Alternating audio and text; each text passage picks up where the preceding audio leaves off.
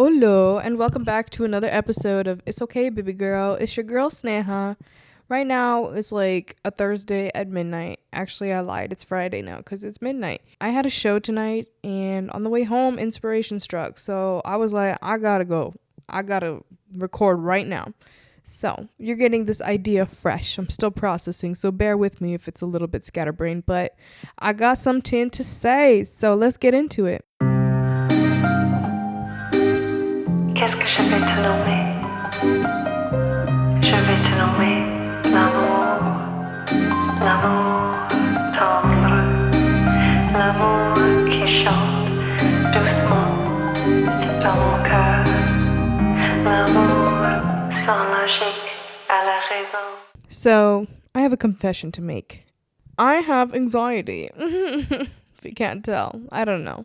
I feel like a lot of people have told me I don't appear to be an anxious person, but y'all don't know the roller coaster that goes through my brain every freaking day. I have anxiety, and it quite honestly has been manageable for the most part these days, but I have moments. I mean, I used to have full-blown anxiety attacks and not be able to sleep or eat or function without friends helping me out or medication. I've had those days where it's just constant nightmares, but luckily we're not in those days anymore. I've found really great tools and some great advice that has kept me going and has made my quality of life better. And that doesn't mean that anxiety has disappeared. And trust me, it hasn't. I just have better control over it. But I guess as of late, adjusting to a new job, especially working night shift, being sleep deprived, being very busy, or just being nervous, in a new environment where there's so much pressure to learn a lot, my anxiety has been increased by a lot recently. And I've had moments where I'm like just absolutely at my lowest, I'm not gonna lie. But with the help of friends and loved ones, I have obviously had some support to help me through these transitional periods, but I just wanted to share some of the things that I absolutely need in my day-to-day life to make sure that my anxiety does not take over. How I like to categorize anxiety is in two categories. There's the functioning and non-functioning anxiety. Functioning anxiety is the situational feelings that you get, the stress you get when it comes to performing at work or a deadline that you have to meet. Things like that actually drive you and motivate you to get things done. That's not necessarily that bad. It actually helps you achieve your day-to-day tasks that you need to get done. So I don't think it's necessarily that bad. When I'm talking about non-functioning anxiety, I'm talking about the disorders. And it's a disorder when it gets in the way of your day-to-day life and normal, healthy functioning. Okay? So I'm talking about non-functioning anxiety here because we don't really need to address the other type because it doesn't really affect you as much. So when it comes to disorders, you might be diagnosed or undiagnosed, but it's a very real feeling. You feel it in your body, and it can be very scary because your body is basically kicked into fight or flight at the slightest thing. Maybe if you have social anxiety, social interactions are like your living hell. Or you have panic disorder, you're having constant panic attacks, or you have generalized anxiety. So you're constantly in that state of mind and state of body. It's exhausting. Your cortisol levels are so high, your heart is racing, or at least it's elevated, and your blood pressure is probably elevated as well. And you can't think clearly, you don't make good judgments when you're anxious. So this is something serious that should be talked about because I think it's very overlooked. Now, I want to put in a disclaimer here. I am not a medical professional who is allowed to diagnose disorders. I can only advise you if you do experience any of these things. Let's say you experience chest pain and you're short of breath and you feel like you're dying. That could be an anxiety attack. You feel like your day-to-day life is affected by your level of stress. That's probably time to talk to a professional, whether it's a psychologist, therapist, counselor, or if you want to talk to a psychiatrist or all of the above. They are such great resources to help you manage your anxiety because I'm telling you from personal experience, when you get that shit under control, your life is so much better. I promise. This is not a permanent state. You're not stuck. So, as long as you reach out to the right resources and use the right tools, it is possible to overcome for sure. So, from the time I was little, honestly, probably elementary school is when I can remember, I think I was pretty anxious, and it's pretty much been my baseline since I can remember. So, I think it was more manageable in elementary school because I had like the comfort of my parents and I had coping mechanisms that I had formed as a child, not even realizing, that kind of kept me afloat. But going off to college really made me face my anxiety for the first time. And that's when I actually realized, like, wow, this is not normal and I don't feel good. At its worst, it was eating me alive. I was not getting out of bed, and if I did, it was to do basic things like study, and I would just go back to sleep because I was too anxious to face my own emotions and thoughts, so I just shut it out by sleeping. I barely ate. I would have panic attacks. I would have nightmares, the whole shebang. And until I talked to a professional, started counseling, and tried medication, the combo, I like to call it, that's when it started to get a little bit more manageable because chemically my brain was balancing and I was processing my emotions by talking it out loud, which does help, by the way. And that person, my counselor, was teaching me tools that I can use to calm myself down. And let me tell you, it took a good chunk of years to get it down, but I feel like now I have a good groove going, and that's why I want to talk about it, because these are the things that worked for me, and I'm really hoping that somebody listening today can benefit from this because it's a dear cause to my heart. I don't like being anxious. I don't wish that upon my worst enemy because it's the worst feeling in the world. But we all deal with it in some form. So here's some of the things that I have used to manage my day-to-day anxiety. So for me, the most unpleasant experience when it comes to anxiety is the physical sensations that come with higher anxiety levels. So for me, I feel like my chest is tight, my throat closes up.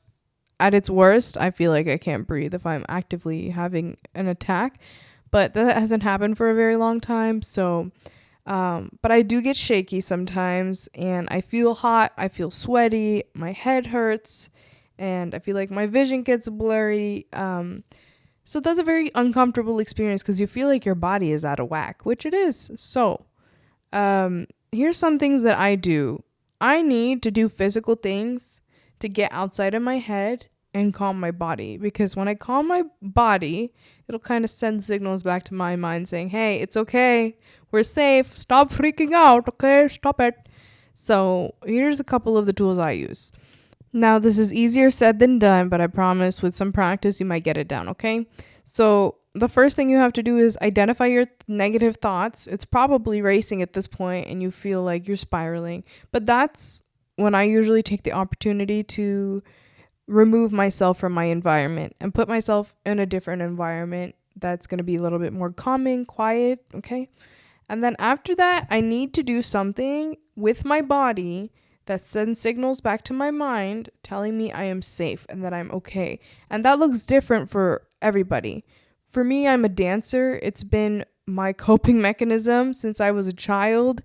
Even before I knew that I was fully aware of my anxiety, I danced all the time, and it was something that brought me genuine happiness. So for me, sometimes if I'm in a state of mind, I just turn on some music and I start dancing, and I have to force myself. It's not easy, but once I get in the groove of it, I actually enjoy it and I kind of forget. And then I realize, like, okay, my body is calming down. Another way that I can deal with anxiety is working out. If I don't feel like dancing in that moment, going for a walk, hitting the gym. If you really feel like motivated in that moment, you can hit the gym. But if that seems too overwhelming for you, you don't have to do that. But again, at the end of the day, moving your body causes endorphins to flow, which ease anxiety. So it's a helpful tool, okay? But it comes down to a very physical level when it comes to dealing with these symptoms, okay? And then Another way that I really like to manage the symptoms would be getting into nature. There are studies that show that connecting with nature barefoot, going outside and walking in the grass barefoot, have proven to improve your mental health. So that's something that I do a lot because I'm a hippie and I love the earth and I love nature. Actually, today I went on a hike with one of my friends and we took our shoes and socks off and just dipped our feet in the water at the end of the hike, and it was so nice. Because again, you're taking your focus away from the symptoms in your body and focusing on the tangible experiences around you, and then it helps you stay present in the moment rather than whatever is going through your head about past, present, or future moments. It's usually past or future because the present moment might not actually be that bad. That's another thing you have to realize with anxiety, is that it's taking you away from your present state. Whatever's happening in front of you could be completely fine, but because your mind is so occupied with what happened or what could happen, you're not able to enjoy what's in front of you. So that's why we do these things, to get out of our head and get into our bodies, because then it brings our brain into the present moment. Does that make sense? Aside from the physical activities that I particularly have noticed that help, I'm the type of person where I need to process my thoughts. I need to process my emotions. And I've been like this since I was a kid, so it came pretty naturally to me.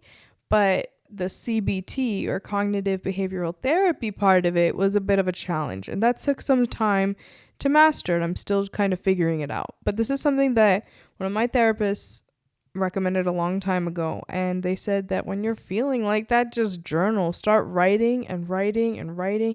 Let it float. Don't even think about what you got to write. Just write what's literally going through your head. And that has been one of the biggest tools for me, because I love to write, and then as I write, I realize I rationalize the situation that I'm stressing over.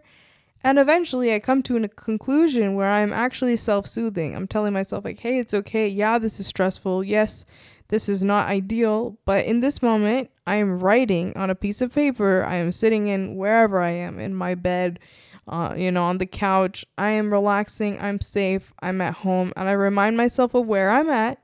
And this is what I'm in control of. And this is what I'm not in control of. And here's the likelihood of whatever catastrophic event is running through your head. Here's the likelihood of that actually happening. By the end of journaling, I feel at least 50% of the anxiety is resolved, if not like 90%. It still lingers. Sometimes I have to journal throughout the day, depending on how bad the day is. But writing things out, writing out your thoughts is extremely helpful. And you'd be surprised in your own ability to self-soothe once you start writing things down.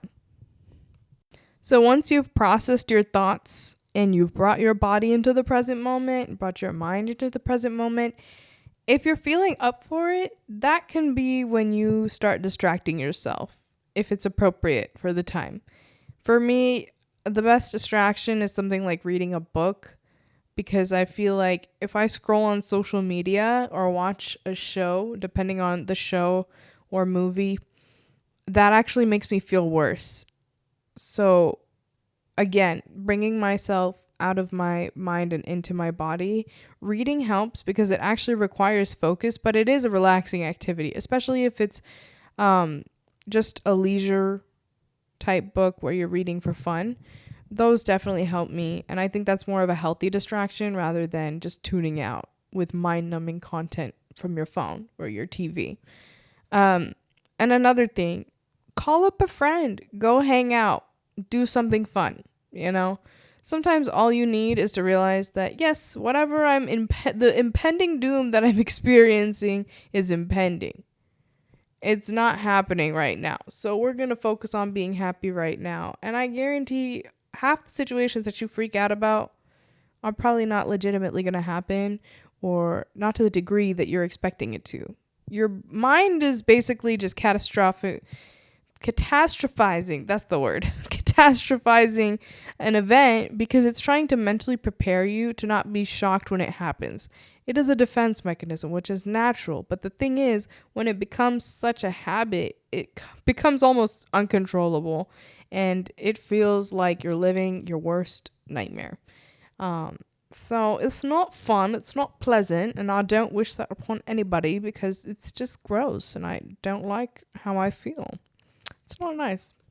Lastly, another tool that I use that has taken some practice and some time to master, and I'm still getting into the swing of it, but I've noticed such a change in my thought process and in my ability to control racing thoughts. It's meditation. I usually do guided meditations through an app, but you can look something up on YouTube or just have like relaxing music or sound bowls, whatever you want to hear in the background, something that soothes you.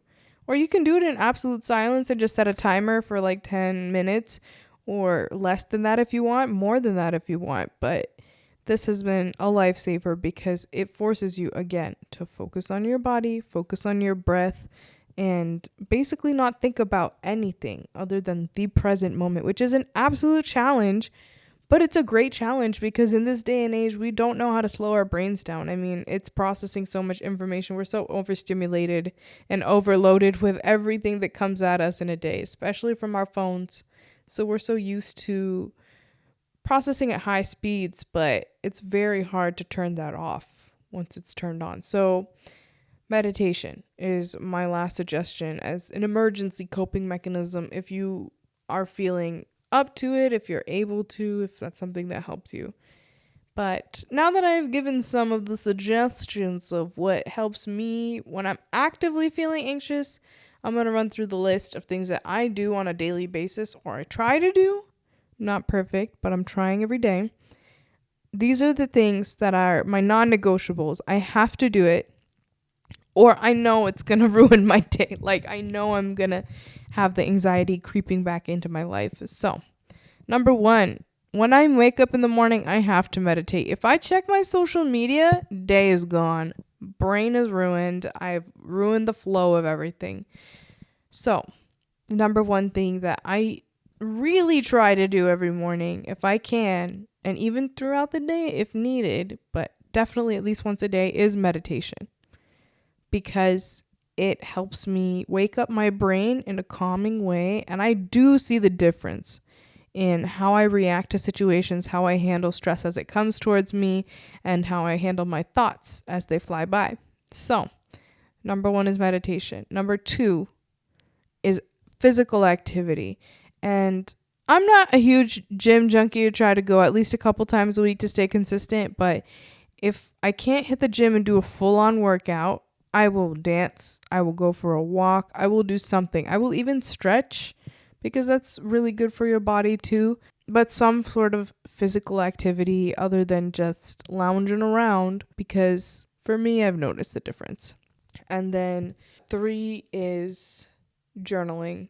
I journal nearly almost every day. It depends on the day. Sometimes I can't get to it, but I know that the days I journal are way better days than the days I don't. So for me, I found that it helps, and I'm going to stick to it for as long as I live because these are my 3 essentials. But yeah, so that's just a couple of my things. But before I go, I'm going to leave you guys with something that I want to expand on in a future episode. But this is something that I've realized has helped me shift my mindset, not just handling my racing thoughts, but this is a thought that comes to mind anytime I feel anxious now. It's because I've drilled it in my head and it proves to be true every time. So, my dance teacher once told me, I think, let it go and let it flow.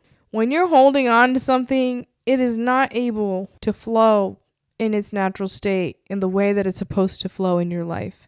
When you are trying to take control of everything, it actually hinders you from experiencing what's meant for you in the moment. And I firmly believe that because I'm someone who really likes to have consistency and control and predictability in my life. But at the same time, I realize that if it's overwhelming me, it's probably not meant for me to think about at this time. And Every time that happens, and then I decide, okay, let it go, let it flow. I am telling you, it has come back to me exactly when I needed it and the way I needed it whenever I was ready. And there's no way I could have changed anything other than just let it go and let it happen the way it needs to. So, this is something I want you to reflect on. Anytime you're feeling anxious, let it go and let it flow. And see what happens. Just let it go. Is the sky falling if you just stop worrying about this one thing? No. Just stop. Okay? And just see how it comes back into your life if it's meant for you. I firmly believe that. Whether you're a spiritual person, you're a religious person, maybe you're none of the above. But I'm telling you that let it go and let it flow. Because when you're not anxious, things happen when you're not freaking out. They happen when you least expect it, but when you need it most. That's what I believe. So, with that being said, that's all the advice I have for today. And let me tell you something. I had a pretty rough day. I woke up multiple times from nightmares, and I was going through it last night. So, when I tell you these are things that I need to be on top of myself about, I'm not kidding. I'm not perfect, but every day is a new opportunity to set into place your habits that lead to a better life. So if you feel bogged down right now, just know that right now you can start over. You do not have to wait a week, a month, next year. You can start in this very moment. Just turn on a meditation. I might link some in the bio, some meditations that I like and found helpful for me, but do something small to manage your anxiety. And just know that you're not in control of everything, and that's okay. But the sky is not falling and you are not dying. You are fine. You are safe, and everything will be okay. Okay? Now, there are some cases where you should legitimately worry, but I think we know the difference, okay? We know what's anxiety and what's actual legitimate fear in emergencies and things like that. So I'm not trying to minimize anyone's emotions. If you're actually dying, go to the hospital. Yeah. And don't be sitting here trying to take my advice and meditate when you're having a heart attack. It's not going to save your life, okay? So, know the difference. I think you do, but just wanted to throw that out there in case somebody doesn't. So with that being said, I just wanted to say thank you all for listening today. I really appreciate every week when you guys come back and listen. It means the world to me. You have no idea. And I get nothing out of this other than helping people, quite honestly. This is just something I do when I have free time and I feel inspired to speak. But helping you guys fills my cup. And you guys help me. You have no idea. So if this was helpful for you, why don't you go ahead and share this episode with someone that you think would benefit from this as well. I just want to keep the cycle of positivity going. I want to pass it on, pass it forward, because I've learned all these lessons in life, but I feel like I'm not doing my due diligence to my community and to my loved ones if I don't pass on the wisdom that I've learned and help other people. I feel like that's my purpose. It's just spread the love. So if you want to help me spread the love, send the podcast and see what happens. But again, thank you so much for listening. You guys are amazing, and the interactions that I've had so far and the support that I've received is so encouraging. So thank you so much from the bottom of my heart. You have no idea how grateful I am to wake up every day and know that I can reach you guys and we're growing and helping each other. So thank you, thank you, thank you. But with that being said, I must go. So again, it's okay, baby girl. You're going to be fine. Just breathe. Okay? But I love you guys. Goodbye.